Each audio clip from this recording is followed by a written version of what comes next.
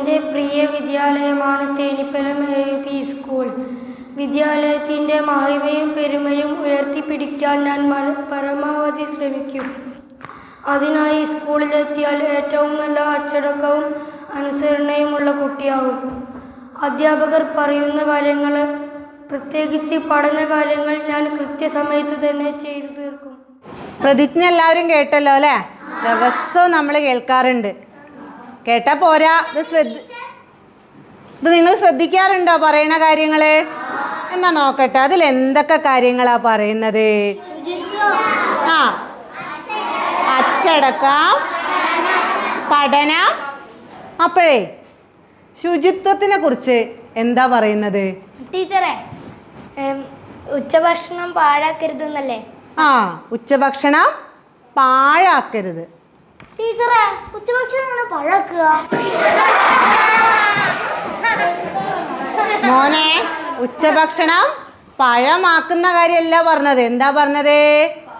പാഴാക്കരുത്. ഉച്ചഭക്ഷണം പാഴാക്കരുത്. എന്താ പറഞ്ഞത്? സ്കൂളിൽ മാത്രം മതിയോ അങ്ങനെ? വീട്ടിലാണെങ്കിലും നമ്മൾ എന്ത് ചെയ്യണം? ഭക്ഷണം പാഴാക്കാതെ കഴിക്കണം. എന്തുകൊണ്ട് അങ്ങനെ പറയാൻ കാരണം? ഇപ്പോഴും ഭക്ഷണം കിട്ടാത്ത നിങ്ങളെപ്പോലെയുള്ള ഒരുപാട് കുട്ടികൾ, ഭക്ഷണം കിട്ടാത്ത കുട്ടികളുണ്ട് അല്ലേ? ആ ഭക്ഷണം നമ്മുടെ മുന്നിൽ എത്തിക്കാൻ വേണ്ടിയിട്ട് എന്താണ്, ഒരുപാട് ആളുകളുടെ അധ്വാനമുണ്ട് അല്ലേ? ഒന്നോ രണ്ടോ ആളുകളാണോ? അല്ല, ഒരുപാട് ആളുകളുടെ അധ്വാനത്തിൻ്റെ റിസൾട്ടാണ് നമ്മുടെ മുന്നിലിരിക്കുന്ന ഈ ഭക്ഷണം. അപ്പം നമ്മൾ സ്കൂളിലാണെങ്കിലും വീട്ടിലാണെങ്കിലും നമ്മൾ എന്ത് ചെയ്യാൻ പാടില്ല? ഭക്ഷണം പാഴാക്കരുത്. ഇതിന് മുന്നേ ഒരു യുദ്ധം നടന്നപ്പോൾ നിങ്ങൾ കണ്ടിരുന്നോ? ന്യൂസിലൊക്കെ ഹെലികോപ്റ്ററിലൊക്കെ ഭക്ഷണ സാധനങ്ങൾ കൊണ്ടുവരിക അല്ലേ? അന്ന് അതിൻ്റെ മുന്നേ, ആ യുദ്ധം തുടങ്ങുന്നതിന് മുന്നേ അവരൊക്കെ നിങ്ങളെപ്പോലെ ഇഷ്ടത്തിനും ഇഷ്ടമില്ലാതെയൊക്കെ കഴിച്ചിട്ടുണ്ടായിരുന്നു ഭക്ഷണം അല്ലേ? പക്ഷേ യുദ്ധം തുടങ്ങിയപ്പോൾ അവർക്ക് എന്ത് കിട്ടാതെയായി? ഭക്ഷണം കിട്ടാതെയായി. എന്നിട്ട് ഒരു പാക്ക് ബ്രെഡിനും വെള്ളത്തിൻ്റെ ബോട്ടിലിനൊക്കെ വേണ്ടിയിട്ട് ആളുകൾ അടി കൂടുന്നതും വരി നിൽക്കുന്നതൊക്കെ കണ്ടിട്ടുണ്ടായിരുന്നില്ലേ? അപ്പോൾ ഈ ഒരു അവസ്ഥ അല്ലേ നമുക്ക് ആർക്കും ഉണ്ടാവരുത്. നമ്മൾ എന്ത് ചെയ്യണം? എവിടെയാണെങ്കിൽ പോലും നമ്മുടെ ഭക്ഷണം നമ്മൾ പാഴാക്കാതെ കഴിക്കണം അല്ലേ? എല്ലാവർക്കും മനസ്സിലായില്ലേ? ഇന്ന് ഉച്ചയ്ക്ക് ഇങ്ങനെ ചെയ്യുമോ? എന്ത് ചെയ്യില്ല? പാഴാക്കുന്നാണോ? പിന്നെ പാഴാക്കാതെ മുഴുവനും അല്ലേ, നമുക്ക് കിട്ടിയ ഭക്ഷണം മുഴുവനും നമ്മൾ കഴിക്കും അല്ലേ? നല്ല കുട്ടികളാണ് അല്ലേ? നമുക്ക് പാഠഭാഗത്തിലേക്ക് തുടങ്ങാം.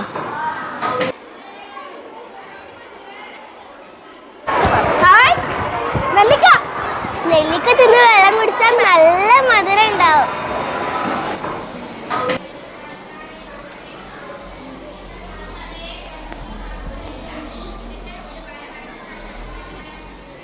അപ്പൊ ഇന്ന് എഴുതി വരാൻ പറഞ്ഞ കാര്യങ്ങളൊക്കെ എല്ലാവർക്കും ഓർമ്മയില്ലേ? ഈ തലയാട്ടൽ പോരാ, നാളെ വരുമ്പോ ഇതെല്ലാം എവിടെ കാണണം? എവിടെ കാണണം?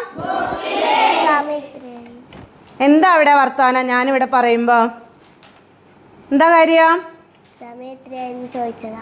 വിശക്കുന്നുണ്ടാ?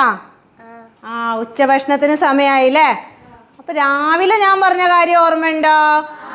ഈ പാഠഭാഗം എടുത്തതിന്റെ ഇടയിൽ അത് മറന്നുപോയോ? എല്ലാവർക്കും ഓർമ്മയില്ലേ? ഒന്ന് പറഞ്ഞ എന്താന്ന്?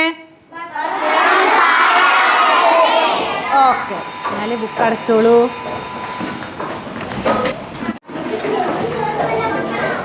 വരിയായിട്ട് പോവാ.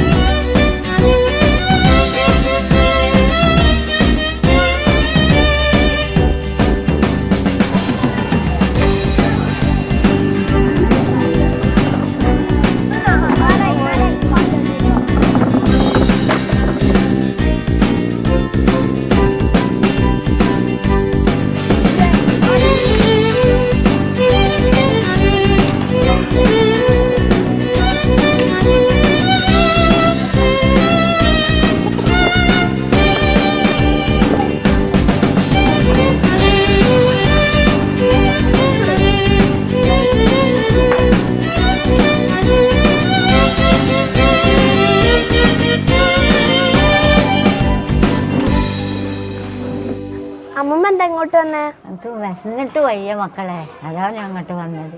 ഞങ്ങളുടെ അടുത്ത് ഭക്ഷണം ഉണ്ടല്ലോ, അമ്മമ്മ കഴിച്ചോളി. നമുക്ക് ഭക്ഷണം കഴിക്കാൻ പോവാ. പോവാ.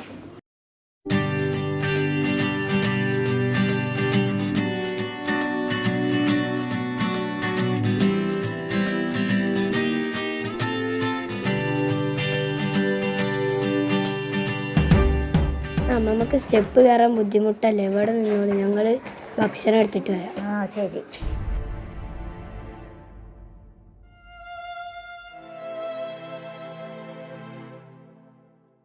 അയ്യോ അമ്മമ്മ, അതല്ല ചോറ്. ഭക്ഷണം നിങ്ങൾ കളയരുത് കേട്ടോ.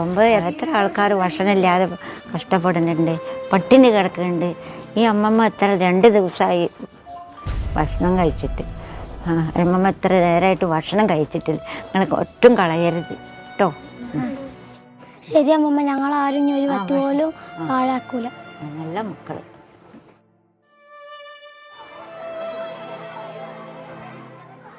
ഇനി അമ്മമ്മക്ക് എപ്പോ വിശക്കുമ്പോൾ ഇവിടെ വന്നാൽ എന്ന് ഞങ്ങൾ ഭക്ഷണം തരണ്ടേ. നല്ല കുട്ടികള്.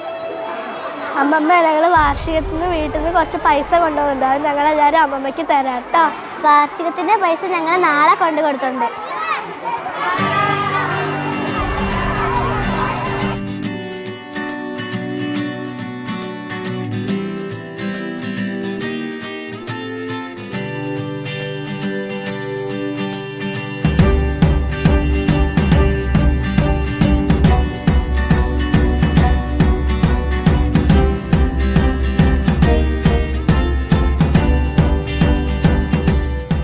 നമസ്കാരം. ഭക്ഷണം പാഴാക്കുന്നതുമായി ബന്ധപ്പെട്ട് നിങ്ങളുടെ സ്കൂളിൽ അധികൃതർ തയ്യാറാക്കിക്കൊണ്ടിരിക്കുന്ന ഈ പരിപാടിയിലേക്ക് എന്നെ ക്ഷണിച്ച് വളരെ സന്തോഷം. ഇന്ന് നമ്മുടെ രാജ്യത്ത് എല്ലാ സ്കൂളുകളിലും ഉച്ചയ്ക്ക് ഭക്ഷണം കുട്ടികൾക്ക് കൃത്യമായി നൽകുന്നുണ്ട്. നമ്മുടെ സംസ്ഥാനത്തെ കാര്യം എടുത്ത് പറയുകയാണെങ്കിൽ എല്ലാ വർക്കിംഗ് ഡേയ്സിലും കുട്ടികൾക്ക് സമൃദ്ധമായിട്ടുള്ള വളരെ രുചിയേറുന്ന ഭക്ഷണം നൽകി വരുന്നുണ്ട്. ഭക്ഷണത്തിന് പുറമെ സപ്ലിമെൻ്ററി ന്യൂട്രീഷൻ്റെ ഭാഗമായിട്ട് പാലും മുട്ടയും, ആഴ്ചയിൽ 2 പാലും ആഴ്ചയിൽ 1 മുട്ടയും എല്ലാ സ്കൂളുകളിലും എല്ലാ കുട്ടികൾക്കും നൽകി വരുന്നുണ്ട്.